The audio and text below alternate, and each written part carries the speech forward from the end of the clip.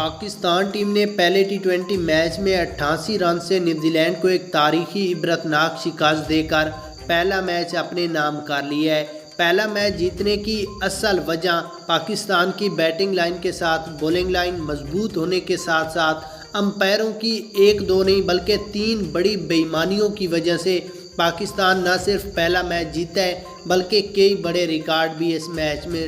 ٹوٹے ہیں۔ یہاں پر آپ کو مکمل ہائی لائٹس دکھاتے ہیں اور آخر پر آپ کو یہ بھی بتاتے ہیں کہ امپائروں نے کس طرح بے ایمانی کی ہے۔ اس سے پہلے آپ نے اس ویڈیو کو لائک کرنا ہے، چینل کو سبسکرائب کر کے اپنی رائے لازمی دینی ہے۔ اس کے بعد اگر یہاں پر ہم میچ کی ہائی لائٹس پر نظر ڈالیں تو پاکستان ٹیم نے پہلے بیٹنگ کرتے ہوئے 19.5 اووروں میں 182 رنز کا ٹارگٹ دیا 10 وکٹوں کے نقصان پر، جس میں محمد رضوان 8، بابر اعظم 9، فخر زمان 47، سیم ایوب 47، شاداب خان 5، عماد وسیم 16 اور فہیم اشرف 22 رنز، جبکہ حارث رؤف نے 11 رنز بنائے۔ اس کے بعد اگر یہاں پر ہم پاکستان ٹیم کی بولنگ لائن کی بات کریں تو بہت ہی اچھی کارکردگی دکھاتے ہوئے شہنشاہ آفریدی، زمان خان، فہیم اشرف اور شاداب خان نے ایک کھلاڑیوں کو آؤٹ کیا، جبکہ حارث رؤف نے 4 کھلاڑیوں کو اور عماد وسیم نے 2 کھلاڑیوں کو آؤٹ کر کے نہ صرف پاکستان کو یہ میچ جتوایا ہے بلکہ حارث رؤف نے